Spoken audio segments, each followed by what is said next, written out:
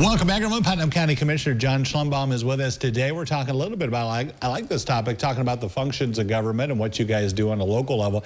You know, first of all, I was thinking about it. When you become a commissioner, you, in a sense, get training on that. Isn't there a commissioner training you go to kind of learn some of these things? There is. It's in Columbus. They have it every year that they have a commissioner election, or the year after, of course, when new commissioners take office. I did not, I'll have to confess, I did not attend it. I know that Vince and Mike both did. I had some on the ground training as a mayor and also a businessman, and things have been going pretty good. So I did not go to that training, but basically the county is made up of, I think it's about 9 elected members. You got 3 commissioners, you've got a sheriff, prosecutor, auditor, treasurer, coroner, recorder, I think that covers them, and that's set by statute by the Ohio State Legislature. Yeah, but they do allow to deviate from that. There are 2 counties in the state. There is Summit County and Cuyahoga County. They have a board of about 9 members that make up, instead of having commissioners, they have a board of governors, so to speak. So yeah, you know, that's interesting you bring that up, because I've heard about that, and one of the complaints I heard about having a 9-member board was basically having, in a sense, too many chiefs, that you didn't always get a lot done. I mean, do you feel it's more efficient to have a 3-commissioner board like this? I think it is. I think it is, and I'm blessed here because I get along great with these other 2 guys. You know, I've heard of counties that the commissioners can't even ride in the same car because you know, they can't get along. But we get along really good. We don't always agree, but we definitely get along and come to a conclusion that I think is best for the county when we do agree on it. So, you know, and it's funny you were talking about the functions of the government.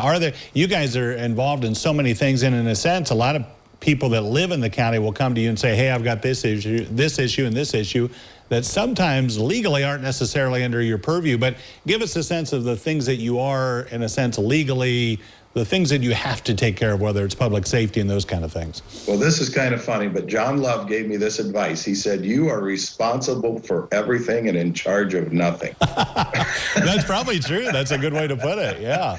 Most of, you know, we're budget and all that kind of stuff. Overseers is what I like to call it. But as far as most of the functions, they're headed up by like the auditor, the recorder, the sheriff, the coroner, prosecutor. You know, they have their own departments, and they take care of their own parts of it. And we've got a really good working relationship with all those departments here. We also, the commissioners also, in a sense, run the job and family services part of it, where, you know, that's the social service part with child enforcement and just things like that. But we also oversee the sheriff's budget. But by no means would I want to interrupt on his job whatsoever. He does a great job. Prosecutor, recorder, you know, we oversee their budgets. But we have a very good working relationship with them as far as budgets. You know, we just ask them to be honest and not to inflate their budget just because. And numerous times they've come into us, hey, this happened, we need a little more money here because we didn't plan on that, and we work with them on it, and they work with us in keeping their costs down, and it's a good relationship. As far as infrastructure, is that one of your job duties as well, making sure everything's in shape? To a certain extent, and there again, we hand a lot of that off to the engineer. He takes care of all the roads, bridges, ditches, all that kind of stuff. We had 1 water district, and we've handed that off to Ottawa. We've got a couple of sewer districts, and we're working to hand those off to Ottawa because the EPA is becoming more and more strict in those, and we don't want to hire someone just to manage those districts for us.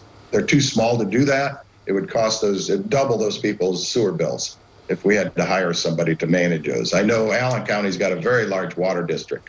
But they're set up for that. They have their own infrastructure, and they can have at it.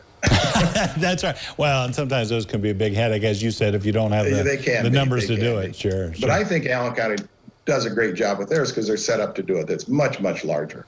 Yeah. So, Well, thank you for telling us about the function. If you guys ever stretch out to a 9-person board, I think that would be fascinating for us to cover that. yeah, no, that's not while I'm here. Not on your watch, right? Well, John, hey, I appreciate it. Thank you so much. Good talking with you. Thanks, Jeff. Appreciate You bet. it. We'll talk with you later, and we'll be back after this.